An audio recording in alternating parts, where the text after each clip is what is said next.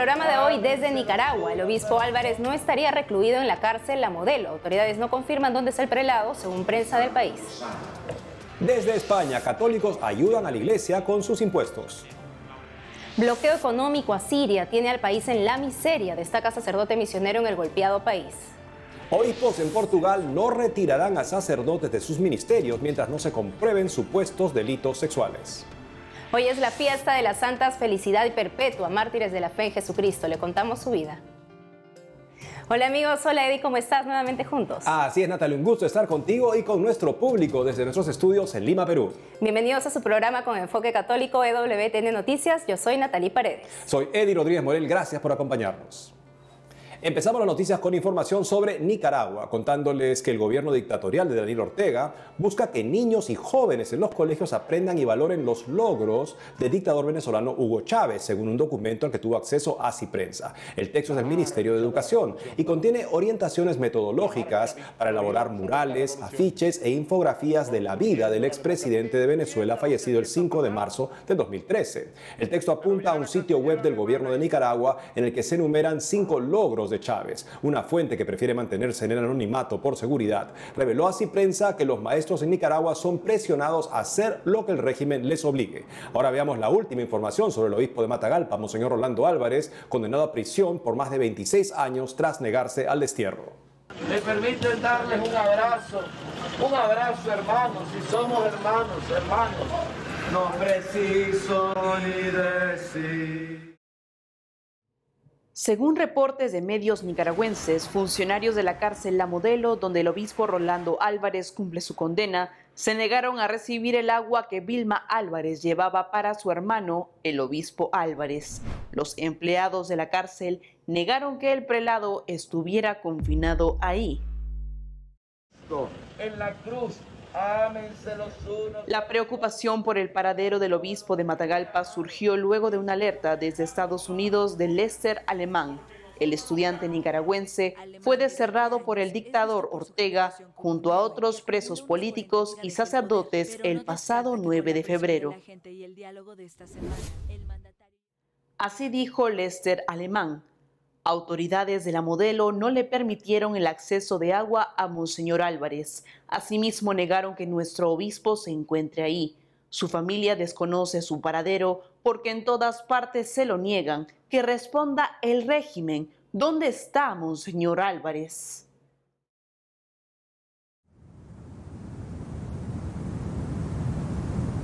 Nadie ha visto a Monseñor Rolando Álvarez desde el 9 de febrero, luego de negarse a subir a un avión para ser deportado a tierras americanas. Al día siguiente se le condenó a 26 años y 4 meses de cárcel. Este fin de semana, luego de que empleados de la cárcel negaran que el obispo se encontrara en la prisión La Modelo, algunos organismos de derechos humanos pidieron al régimen que permita a la Cruz Roja Internacional verificar el estado de salud físico, mental y emocional del obispo.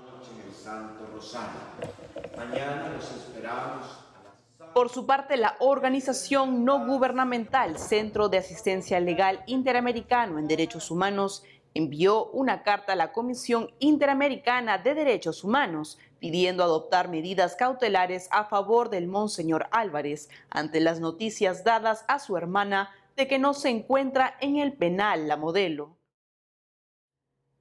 Además, indicaron que la Iglesia debe elevar el perfil de Monseñor Álvarez, destacando su injusto encarcelamiento y reafirmando el apoyo y la solidaridad de la Iglesia con su causa. Al hacerlo, también ayudaría a proteger su integridad física durante su encarcelamiento con criminales peligrosos durante su permanencia, ahora en investigación, en la cárcel La Modelo. Me permiten darles un abrazo hermanos, si somos hermanos, no preciso ni decir. La iniciativa 40 días por la vida en España dio más medidas de prevención ante las presiones de los centros abortistas. Esta vez, grabar el turno completo en el que están rezando por si les toca enfrentar denuncias de acoso. Más noticias de la Iglesia en España con nuestro corresponsal Nicolás de Cárdenas. Desde Madrid les informamos sobre la historia de un matrimonio que ha dedicado meses de trabajo a construir un sitio web en el que ofrecen información sobre diversos retiros espirituales para todas las edades y estados de vida. Con un espíritu renovado. Patricia y Santiago llevan 20 años casados y su vida de fe ha girado en torno a la parroquia de Nuestra Señora de la Moraleja en Alcobendas, donde ella era coordinadora de los retiros de Emaús. Pasado lo peor de la pandemia, Patricia tenía serias dificultades para encontrar lugares para organizar los retiros. Pensaron entonces en crear un sitio web para facilitar el alquiler de casas de ejercicios, pero no fue posible. Sin embargo, la pregunta por el próximo retiro seguía siendo recurrente y decidieron ofrecer en un solo sitio web la mayor información posible. Así nace derretiro.es, tras un largo trabajo de meses contactando con las 70 diócesis españolas y diversos movimientos y realidades eclesiales. Así identificaron más de 15 tipos de retiros según la edad y situación personal, aunque ya están trabajando en una versión mejorada del sitio web con un buscador integrado que facilite la búsqueda. Por el momento, la información está dividida en 3 categorías: parroquias, retiros y grupos. Además de ofrecer información sobre Emaús, Bartimeo, Efetá, Proyecto Amor Conyugal, Sponsus o Cenas Alfa, también facilitan el contacto de peregrinaciones a la JMJ de Lisboa el próximo mes de agosto. Quienes quieran difundir información a través de este sitio web pueden escribir a la dirección mevoy@derretiro.es. Más de 8,5 millones de españoles han decidido destinar a la Iglesia Católica el 0,7% del pago del impuesto sobre la renta de las personas físicas. La Iglesia Católica ha recibido así más de 340 millones de dólares, lo que representa un 8,5% de incremento respecto al año anterior. De media, cada contribuyente que marca la conocida como casilla de la Iglesia aporta unos 39 dólares. Esto es posible por un acuerdo entre España y la Santa Sede en vigor desde 2007, por el que la Iglesia dejaba de tener una asignación directa en los presupuestos generales. A cambio, los españoles pueden destinar el 0,7% de su declaración de la renta a la Iglesia Católica, el mismo porcentaje a otros fines sociales que determina el gobierno o a ambas causas a la vez. Entre otros programas, este dinero sirve para sostener más de 9.000 centros socios, sanitarios y asistenciales gestionados por la Iglesia Católica, con 4 millones de usuarios o más de 300 oficinas de promoción laboral. La Asociación Católica de Propagandistas ha denunciado que con leyes como la del aborto o la eutanasia, el gobierno de España se sitúa como señor de la vida y la muerte, cosa propia de estados totalitarios. La ACDP llama a la sociedad civil a reaccionar frente a unas leyes que nos hacen cada vez menos humanos, menos compasivos y menos libres, dado que la defensa de la vida y de la libertad es una realidad que debe unirnos a todos, creyentes y no creyentes. Los propagandistas se refieren a las legislaciones sobre aborto, eutanasia, trans, diversidad familiar o educación impulsadas a lo largo de la legislatura por el gobierno de Coalición Social Comunista en España. A juicio de la Asociación Católica de Propagandistas, estas leyes suponen un deterioro social por cuanto tienen repercusiones en la sociedad entera, haciéndola más débil y más cruel.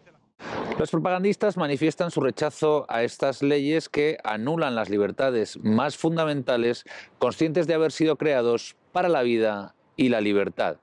Desde España, Nicolás de Cárdenas, EWTN Noticias. Continuamos con la información, ahora desde Siria. A un mes del terremoto que afectó a Turquía y Siria, la Fundación Pontificia Ayuda a la Iglesia Necesitada anuncia que pagará el alquiler a las familias cristianas sirias que no pueden regresar a sus hogares. Los primeros informes registran que más de 2.500 viviendas de cristianos fueron dañadas en Alepo. Ayuda a la Iglesia Necesitada informa la próxima puesta en marcha de un programa en cooperación para la Iglesia de Alepo. Incluye representantes católicos, ortodoxos y protestantes para financiar el alquiler temporal de unas 430 familias afectadas. Ahora escuchemos el testimonio del padre Hugo Alaniz, sacerdote del Instituto del Verbo Encarnado en Siria. Está de paso por México participando en el certamen La Noche de los Testigos, organizada por Ayuda a la Iglesia Necesitada. Ana Paula Morales de Así Prensa lo entrevistó. Sabrán de la situación difícil que ha pasado el pueblo de Siria estos últimos años. Primero con la guerra, después el post-guerra, lo que viene después de la guerra, que son situaciones muy tristes, situaciones que muchas veces llevan acciones lejos de la moral cristiana, ¿sí? lamentablemente, porque la gente queda inmersa en muchas necesidades. También un tema también muy especial es el tema del bloqueo económico. Es un tema que muchos lamentablemente no lo conocen y es la causa del gran sufrimiento de ahora. Es la causa que el país no se pueda levantar. La gente no tiene trabajo y los que trabajan tienen los sueldos muy bajos. El bloqueo es una penalización impuesta por los países del primer mundo al gobierno de Siria, pero los que pagan las consecuencias es el pueblo, es la gente, las familias. Para colmo, el 6 de febrero hubo este terremoto en la frontera entre Turquía y Siria. Las consecuencias fueron muy tristes, especialmente en Turquía, pero también afectó mucho al norte de Siria, donde está también la ciudad de Alepo. El 20 de febrero hubo otro terremoto más y ahora siguen las réplicas. Cada día, después del primer terremoto, ha habido no menos de 50 réplicas por día en un país que la gente no sabía lo que era un temblor. Nuestra misión ahí es la misión de la iglesia misión de la iglesia en el mundo, no solamente en Siria, en cualquier parte. Es dar una visión de fe, es la vida con esperanzas. Esa es nuestra misión, que ahí sí podemos decir que se vive de un modo muy particular, muy particular. Lo curioso es que muchas veces son estas familias las que están transmitiendo, nos están transmitiendo a nosotros este mensaje.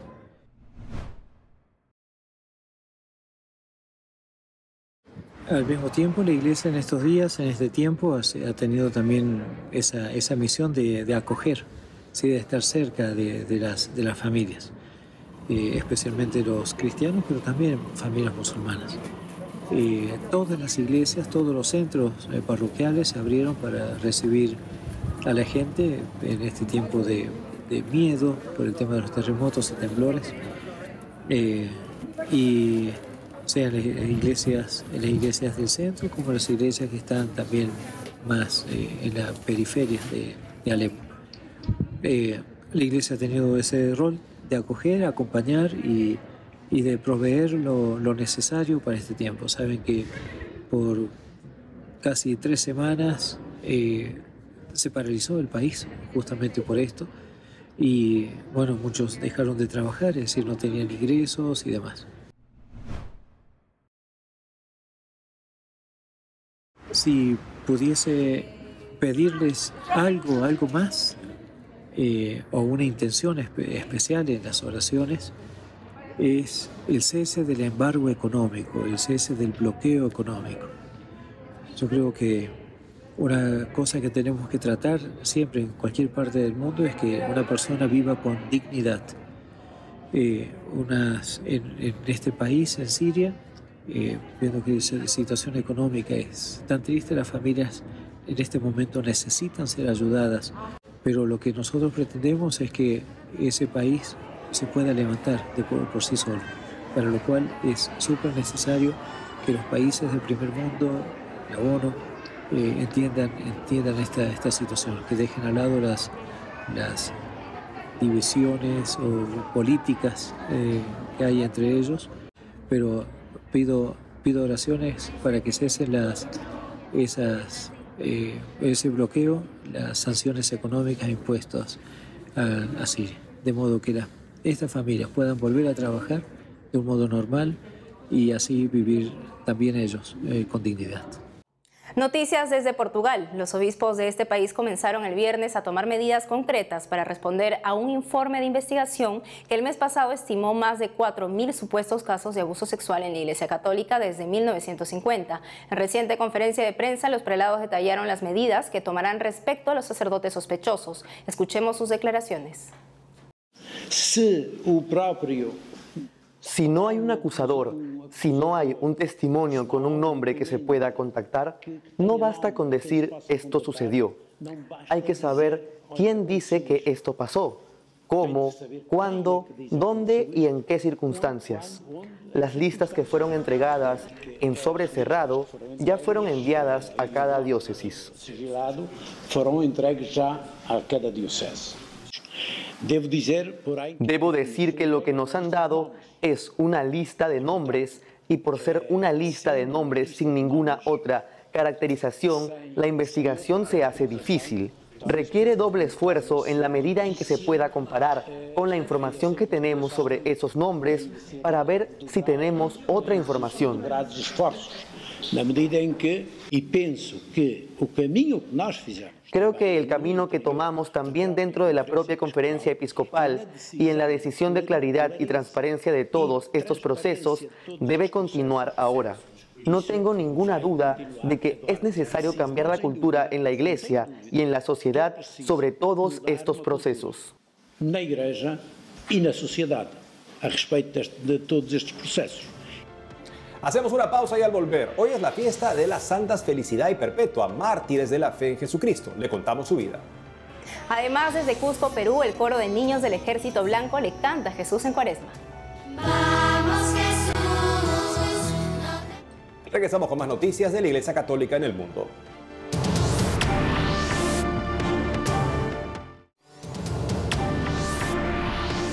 El pasado domingo 26 de febrero asesinaron al líder indígena Eduardo Mendúa en la Amazonía ecuatoriana. Un grupo de hombres armados atacó a Mendúa en su pueblo de Dureno. Fueron 12 disparos. El pasado 2 de marzo, el presidente de la Red Eclesial Panamazónica, Monseñor Rafael Cop, denunció en un comunicado el asesinato. Pidió que las autoridades den con los responsables del crimen. Mendúa era un importante opositor de las actividades extractivas en la Amazonía. Monseñor Cop dice así: es un drama ante el cual no podemos guardar silencio. Ahora nos vamos a Estados Unidos. Una cuna salvadora o caja de rescate entró en acción. Se trata de una iniciativa mundial para rescatar a los bebés cuyas madres, si bien les dan vida, deciden no criarlos, sino más bien dejarlos en adopción. Sobre esto y más le contamos en la siguiente nota. Veamos. Good morning, folks. I'm at our First Care Center in South Minneapolis that just opened. Este es el centro de embarazo Provida First Care. En medio de la noche del 3 de marzo último, vándalos rompieron las ventanas y pintaron en las paredes frases a favor del aborto.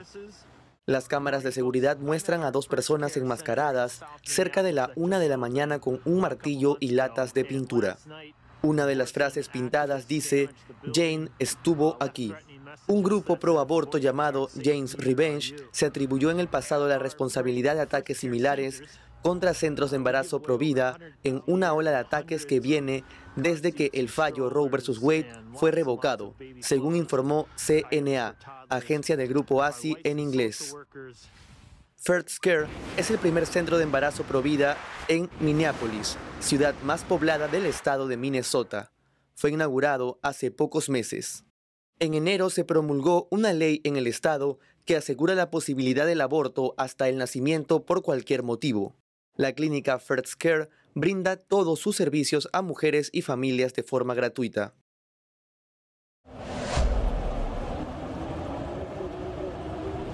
La segunda semana de febrero, un bebé fue rescatado gracias a Safe Haven Baby Box en Kentucky.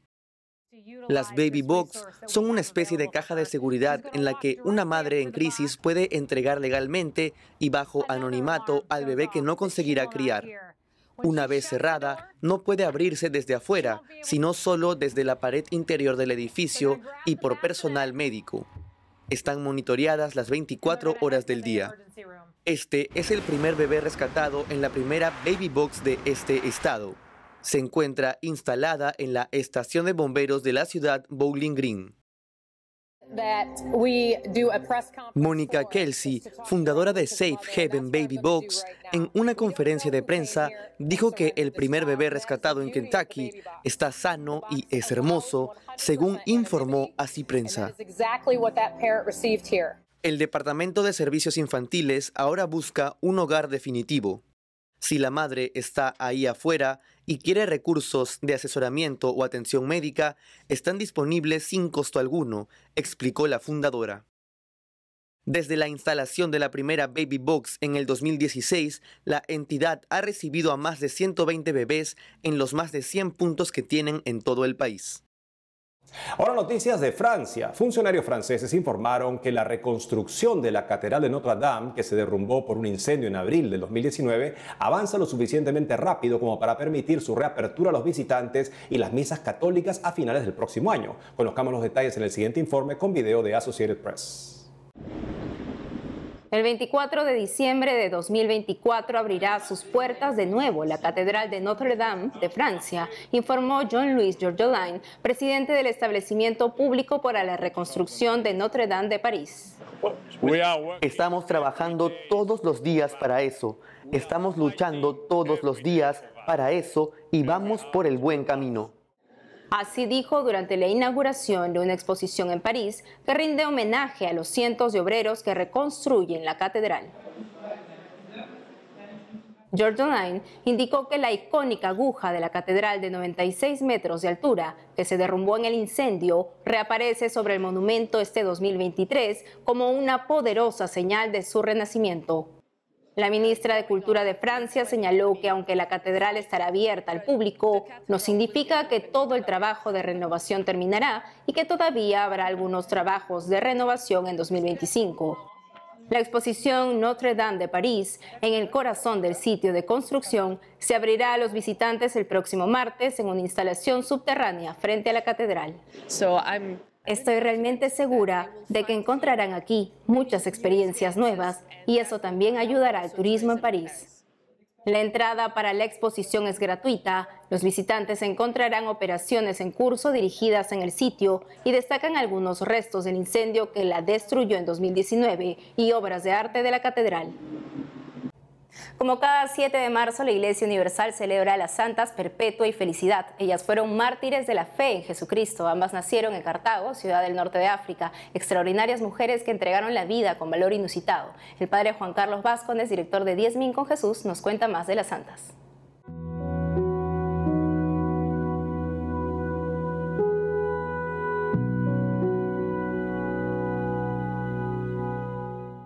Felicidad y Perpetua son dos mártires de los primeros siglos, tal vez de las más veneradas en todos los primeros siglos y también en toda la historia de la Iglesia. ¿Y por qué sucede esto? Porque la plegaria eucarística primera que celebramos hasta ahora en los distintos oratorios, que es una de las cosas que además heredamos después de Trento y después en el Concilio Vaticano II se mantiene, las nombra con sus propios nombres en un listado, ¿no? La plegaria eucarística primera tiene dos listados, el primero que está conformado solo por apóstoles y el segundo que pone todos los mártires más destacados de los primeros siglos, y ahí encontramos a Felicidad y Perpetua junto con otras dos mujeres más. Son 4 las mujeres que la Iglesia antigua tenía como ese cariño a las que acudían, ¿no? Para ponerles sus intenciones. Fueron 2 mujeres que no estaban bautizadas exactamente cuando fueron apresadas, pero eran catecúmenas, y en el tiempo de Septimio Severo, en esa persecución tan grave, ellas fueron encarceladas, y pese a las presiones del padre de Felicidad y que les hizo varias intentonas para que dejen de estar ahí simplemente renegando, no lograron cambiar la fe de estas 2 muchachas, y las 2 recibieron el martirio. Se cuenta que tenían bebés. Bueno, la una estaba embarazada, en realidad la otra tenía un bebé, y tuvieron como esa fortaleza de dejar los bebés en manos de sus familias para ellas sufrir el martirio, ¿no? Un martirio que al principio fue lanzarles a las fieras, en este caso no fieras como leones o tigres, sino que fue una vaca brava que les atacó al principio y después fueron decapitadas. Antes de ser lanzadas a las fieras, fueron bautizadas por Saturnino, que era un catequista y que fue también encarcelado con ellas.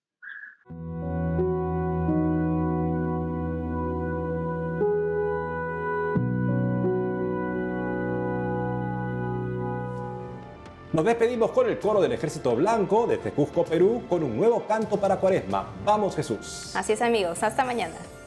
la noche cuando rezo en mi cama, pienso cómo se vería desde el cielo todo el mal que vivimos en la tierra.